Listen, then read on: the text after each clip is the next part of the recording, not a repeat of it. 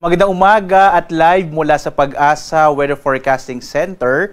Narito na nga ang lagay ng ating panahon ngayong araw ng Linggo, July 6, 2025. Unahin muna po natin yung ating ipinalabas na heavy rainfall warning. Kaninang alas 2 ng umaga, nag-issue po ng heavy rainfall warning.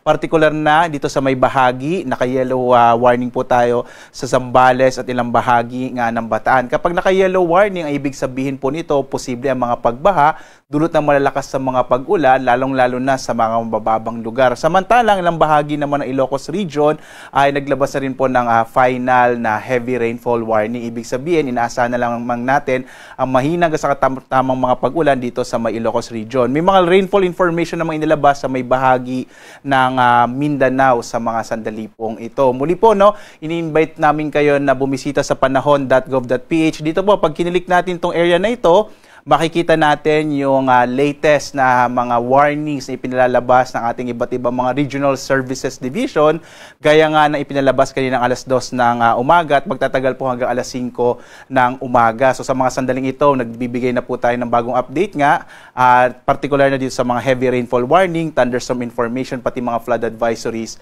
sa buong bansa.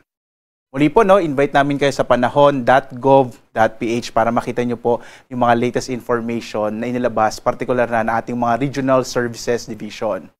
At ngayong araw nga, ito po yung ating latest satellite images, patuloy pong nakaka-apekto itong southwest monsoon o habagat, partikular na sa may kanlurang bahagi nga ng Luzon, ng Visayas at maging dito sa may Mindanao. Habang patuloy pa rin yung pagmomonitor natin sa bagyo na may local name po na bisig pero nasa labas na ito ng Philippine Area of Responsibility, ang kanyang international name ay Danas. At ito ay lumakas pa nga at sa ngayon, ang kanyang lakas ay sa 110 km per hour malapit sa gitna, pagbugso na sa 135 km per hour at kumikilos pa hilagang silangan patungo nito sa may bahagi nga ng Taiwan. Itong si Severe Tropical Storm Danas ay huling namata na sa 420 km kanluran ng Basco sa lalawigan nga ng Batanes. Wala itong direktang epekto sa ating bansa, wala rin tayong nakataas na tropical cyclone wind signal, bagamat inaasahan pa rin natin yung mga kaulapan na dala nito ay magdudulot ng mga pag-ulan, partikular na sa may bahagi ng Batanes at maging sa Babuyan Group of Islands. Samantala, ang malaking bahagi pa rin ng Luzon sa araw na ito ay magkakaroon ng mga kalat-kalat ng mga pag-ulan, pagkilat, pagkulog at maulap na kalangitan. Lalong-lalo na po sa may kanlurang bahagi ng Luzon, yung area ng Ilocos Region, Bataan at Zambales, asahan pa rin natin na magkakaroon ng malaking tsansa na hanggang sa malalakas na mga pag-ulan. Gayon din sa may area ng Metro Manila, gayon din sa may nalalabing bahagi ng Central Luzon, maging ang bahagi ng Cagayan Valley, Calabarzon, Mimaropa, itong Western Visayas kasama yung Negros Island Region at maging yung BARM, kasama po itong Zamboanga Peninsula. Ngayong araw, malaki pa rin tsansa ng mga pag-ulan, dulot nga yan ng southwest monsoon o habagat. Samantala, nalalabing bahagi naman ng ating bansa, makararanas ng mga isolated o pulupulong pag-ulan, pagkilat, pagkulog, lalo na bandang hapon hanggang sa gabi.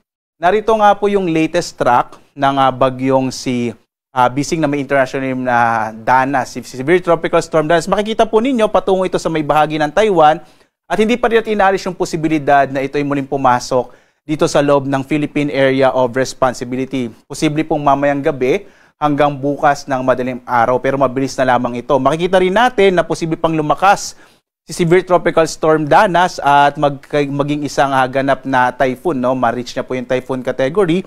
Patuloy itong kikilos sa may bahagi ng Taiwan hanggang sa posibleng maglandfall ito sa may mainland China bandang araw naman ng Martes. Muli po, wala tayong nakikitang magiging direktang epekto dahil papalayo na sa ating bansa itong bagyong si may international name na Danas. At patuloy po na southwest monsoon o habagat ang magdadala ng mga pag-ulan, partikular na sa malaking bahagi ng Luzon. So dito nga sa Luzon, at muli po, wala tayong nakataas na tropical cyclone wind signal sa anumang bahagi ng ating bansa. At hindi natin inaasahan na magtataas pa tayo, lalo't papalayo na ang bagyong si may international name na Danas. Dito nga po sa Luzon, inaasahan natin ang malaking tsansa ng mga pag-ulan sa malaking bahagi ng Luzon, lalong-lalo na sa Ilocos Region, kasama rin yung Bataan at Zambales. Magiging maulap din yung kalangitan sa malaking bahagi ng Cordillera, Cagayan Valley, nalalabing bahagi ng Central Luzon. Dito sa Metro Manila, asahan din natin ang maulap na kalangitan sa araw na ito, maging sa Calabarzon at Mimaropa. Sa nalalabing bahagi naman ng Luzon, particular na yung Bicol Region,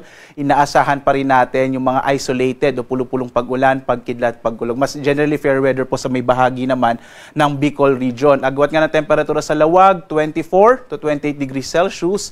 Sa Tuguegarao, 24 to 31 degrees Celsius. Sa Baguio, 17 to 21 degrees Celsius. Sa Metro Manila, 25 to 30 degrees Celsius hanggang 28 degrees Celsius sa Tagaytay. Habang sa Legazpi, 26 to 32 degrees Celsius. Sa Puerto Princesa, 25 to 32 degrees Celsius. Dito naman sa Visayas at sa Mindanao, makikita po natin na malaking tsansa ng mga pag-ulan sa Western Visayas, kasama yung Negros Island Region, dulot pa rin ng southwest monsoon o habagat. Ang nalalabing bahagi naman ng Kabisayaan, yung Central Visayas at gayon din sa Eastern Visayas, malaki naman po yung mga tsansa ng mga pag-ulan sa hapon lamang hanggang sa gabi, dulot ng mga thunderstorms na dala rin ng southwest monsoon. Agwat ang temperatura sa Iloilo, 25 to 31 degrees Celsius. Sa Cebu, 26 to 32 degrees Celsius. Habang sa Tacloban, 27 to 32 degrees Celsius. Ang kanlurang bahagi din po ng Mindanao ay makararanas ng maulap na kalangitan na may mga kalat-kalat na mga pag-ulan na dulot ng hanging habagat. Partikular nga itong area